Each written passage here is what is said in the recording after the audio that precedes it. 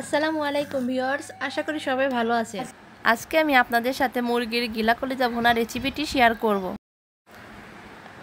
রান্নাটি করার জন্য প্রথমে আমি পরিমাণ মতো তেল দিয়ে এর মধ্যে দারচিনি, এলাচ, তেজপাতা একটু ভেজে নিব। এরপর পরিমাণ মতো পেঁয়াজ কুচি দিয়ে লাল করে ভেজে নিব। এগুলো হালকা লাল করে ভেজে নেওয়ার পরে এর মধ্যে আমি হাফ চামচ করে আদা বাটা, রসুন বাটা, জিরা বাটা, গরম মশলা বাটা, তার সাথে এখানে আমি 1 চা চামচ মরিচ বাটা দিয়ে দিয়েছি। এরপর এর মধ্যে আমি একটু পানি দিয়ে এগুলা কষিয়ে নিব। এখন আমি এর মধ্যে 1 চা চামচ করে হলুদের গুঁড়া, ধনিয়া গুঁড়া ও স্বাদ মতো লবণ দিয়ে দেব। এখন সবগুলো একত্রে নেড়ে চেড়ে কষিয়ে নিব। এখানে কষানোর মধ্যে কয়েকটা কাঁচামরিচ দিয়ে দিব। আমার মশলাটার উপরে যখন তেল উঠে আসবে তখন আমি ধুয়ে রাখা আগে থেকে মুরগির গিলা কলিজাগুলো এর মধ্যে দিয়ে ভালোভাবে একটু কষিয়ে নিব। এর মধ্যে আমি একটু পানি দিয়ে এগুলো ভালোভাবে একটু কষিয়ে নিয়েছি। এখন আমি আগে থেকে কেটে রাখা আলুগুলো এর মধ্যে দিয়ে দিব।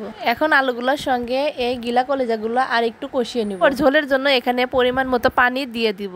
এরপর আমি এগুলো ঢেকে ঢেকে রান্না করে নেব। দেখতে দেখতে আমার রান্নাটি হয়ে গিয়েছে এবং ঝোলটাও শুকিয়ে গিয়েছে।